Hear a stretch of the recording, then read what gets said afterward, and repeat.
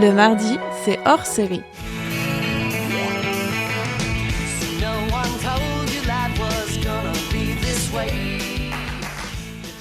Dans l'univers des séries télé, il y a des histoires intéressantes, mais qui sont des créations originelles. Il y a des histoires intéressantes qui sont un peu plus ancrées dans notre culture, et il y a des créations qui ne sont pas des créations.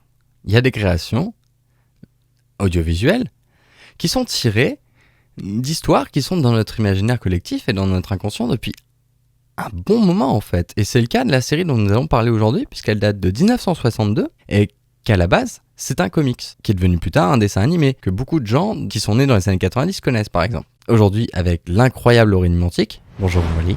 Bonjour Mathieu. Nous allons parler de Sabrina.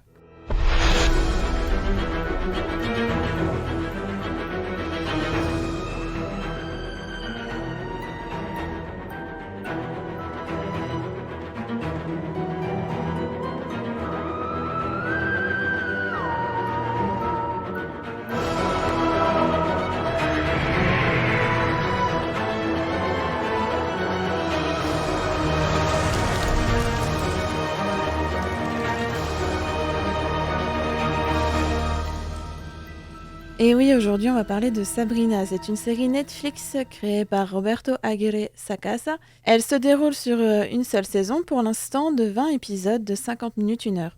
Elle a été diffusée quelques jours avant Halloween 2018 pour rester dans la thématique.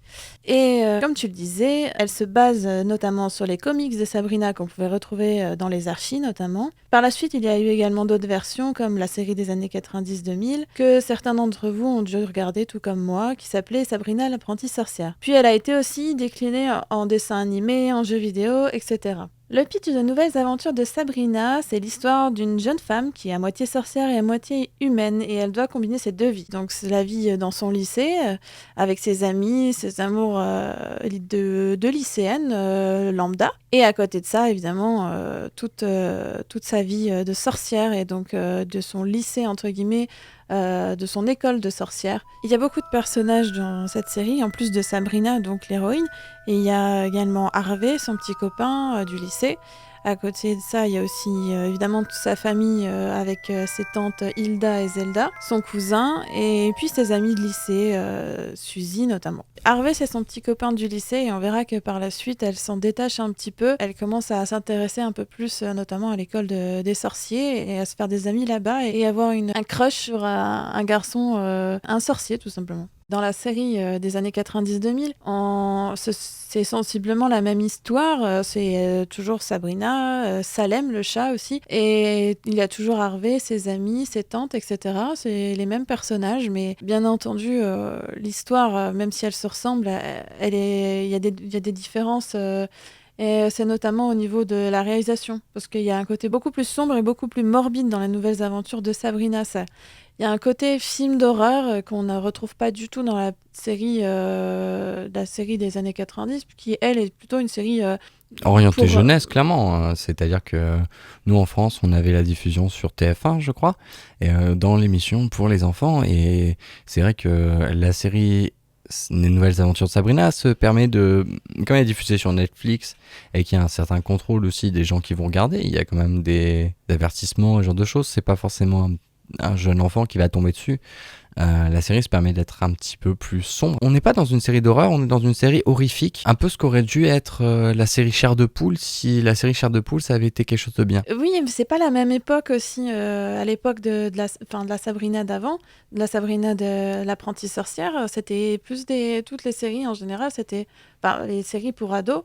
C'était plus du style Hélène et les garçons, c'est un peu niais, c'est gentillet, et bon, il se passe des choses quand même. Des séries comme Les Frères Scott, par exemple, sont des séries beaucoup plus légères, parce qu'elles s'adressent aux ados, comme si un adolescent ne devait pas, je sais pas moi, avoir envie de voir de la science-fiction, avoir envie de voir quelque chose d'horrifique un petit peu, quelque chose qui dépasse juste le cadre de la comédie romantique standard. C'est ça, en fait, là, on prend plus, comme on le disait, on prend pas les ados juste pour des jeunes un peu niais, en répétant toujours les mêmes histoires, l'amour, les amis, etc. Non, là, on s'intéresse un peu plus à développer leur imaginaire aussi. Et c'est vrai que là, dans la série, il y a beaucoup plus le côté psychologique.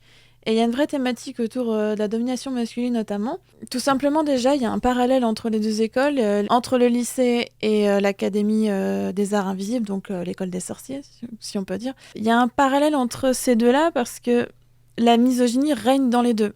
Les deux directeurs, enfin le directeur du lycée est clairement misogyne et ne laisse vraiment pas de place aux femmes. On le voit par exemple tout simplement que dans la série, Sabrina et ses amis essayent de créer un club pour jeunes filles, tout simplement. Et rien que ça, c'est déjà c'est pas du tout accepté par le directeur en question.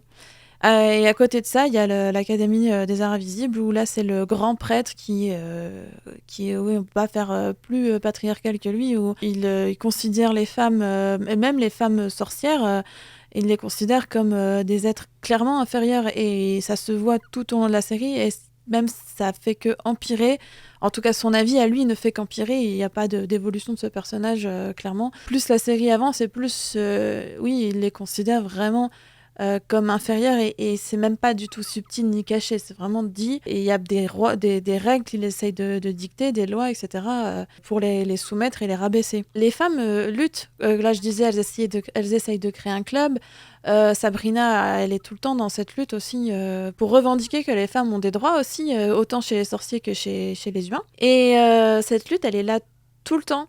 Et il y a plein de personnages aussi qui sont dans cette lutte-là et dans ces hésitations, et ça montre bien que oui, elles sont dans cette lutte et elles essayent de faire avancer les choses, et il y a quand même des choses qui changent, mais c'est vrai que c'est assez compliqué parce que c'est pas simple en fait de s'en débarrasser aussi. Ça reflète bien notre société où les choses avancent, les choses évoluent, clairement, ça on peut pas le nier du tout. Tout n'est pas encore égalitaire, la parité n'est pas encore complète. Donc il y a les deux côtés, il y a ce côté où c'est malaisant, et parce que justement surtout pour une femme, on ressent bien toute cette société qui est ancrée dans cette domination, mais d'un autre côté, c'est aussi une bonne chose de le dénoncer d'une, et aussi c'est une bonne chose de montrer que ça avance, qu'il y a des choses qui évoluent, qu'il y a des femmes qui luttent comme Sabrina ou comme d'autres personnages. Du coup, comme je disais, il y a beaucoup de personnages qui sont intéressants aussi à ce niveau-là. Il y a notamment Lilith qui est interprétée par la grande Michelle Gomez, la fameuse Missy. Et son histoire à elle est assez complexe parce qu'on la voit diabolique, donc on a envie de la détester au début, mais peu à peu on se rend compte que le personnage en fait est tout simplement et malheureusement réduit à l'esclavage par Satan. Elle est la femme de Satan, et il lui laisse pas du tout de liberté en fait. Donc d'un côté on a envie elle est diabolique, donc on n'a pas vraiment envie de l'aimer, mais de l'autre côté elle est quand même, son histoire est touchante parce qu'elle a toujours vécu sous cette emprise complètement négative.